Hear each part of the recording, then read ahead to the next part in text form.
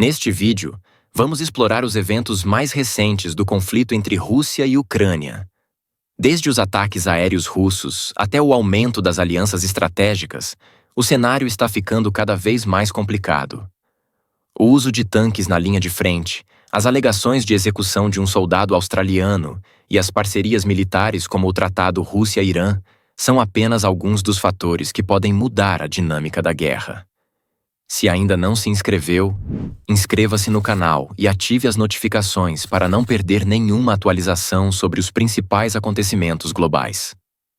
O campo de batalha ucraniano continua a ser marcado por um uso estratégico de armamentos pesados. Um dos principais protagonistas neste cenário tem sido a 17ª Brigada Mecanizada. Informações do dia 15 de janeiro.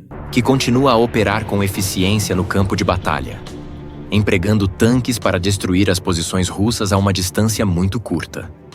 O poder de fogo desses veículos tem sido um fator essencial para sua resistência ucraniana, permitindo que as tropas avancem em um terreno extremamente complexo, enquanto os russos tentam retomar o controle de áreas-chave em várias frentes.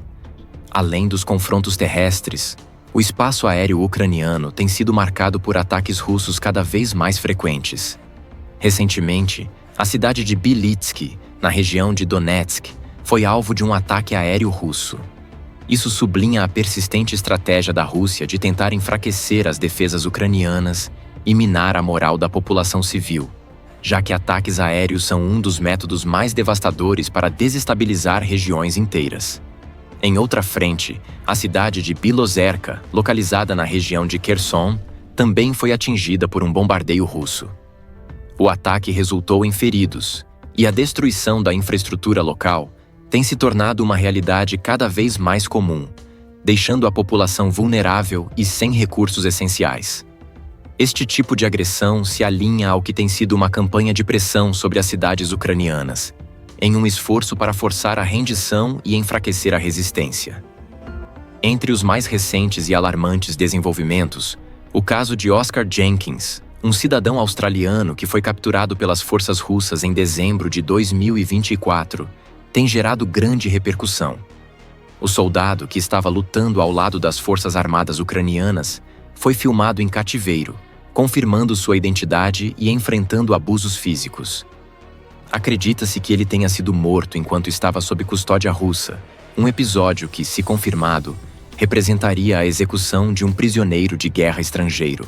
Algo extremamente grave, segundo as normas internacionais.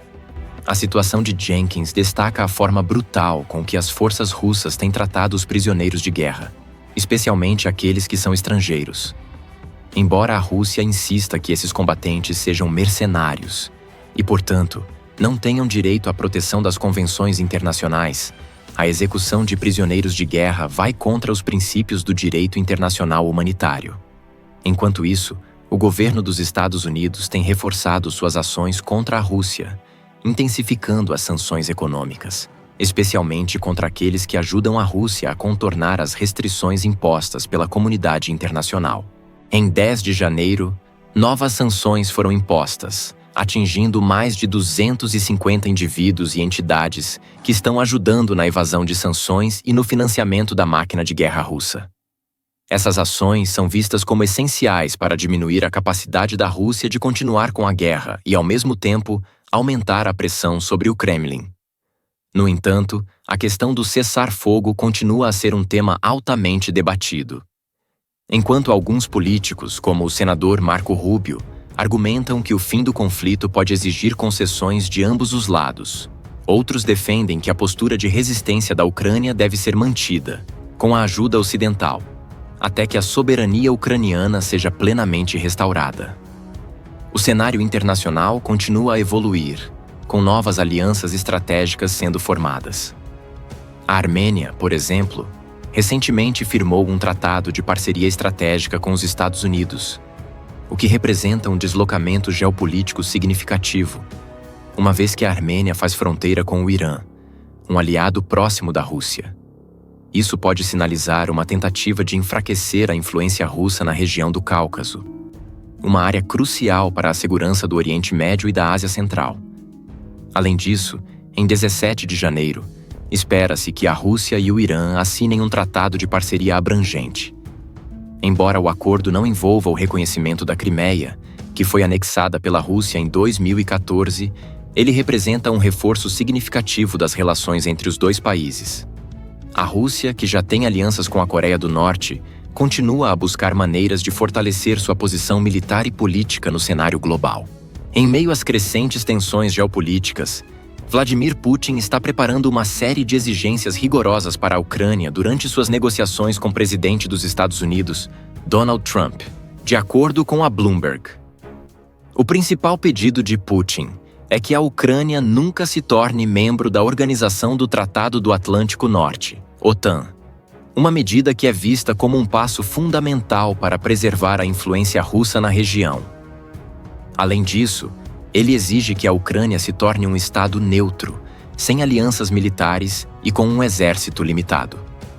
Como parte de seus requisitos, Putin também argumenta que, se a OTAN fornecer armas à Ucrânia, estas não devem ser usadas contra a Rússia ou para recuperar os territórios ocupados, como a Crimeia.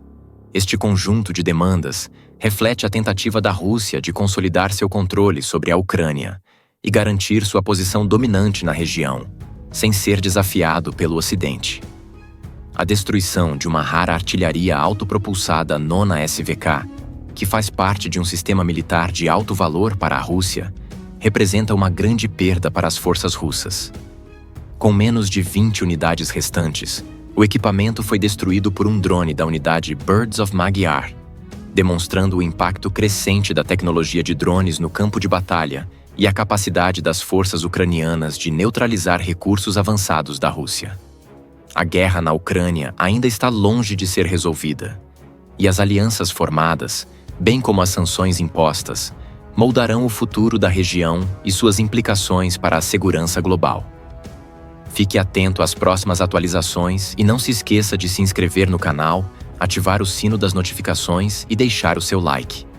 Nos próximos vídeos, vamos continuar analisando como a situação está evoluindo e o impacto que essa guerra terá no equilíbrio geopolítico mundial. Até a próxima!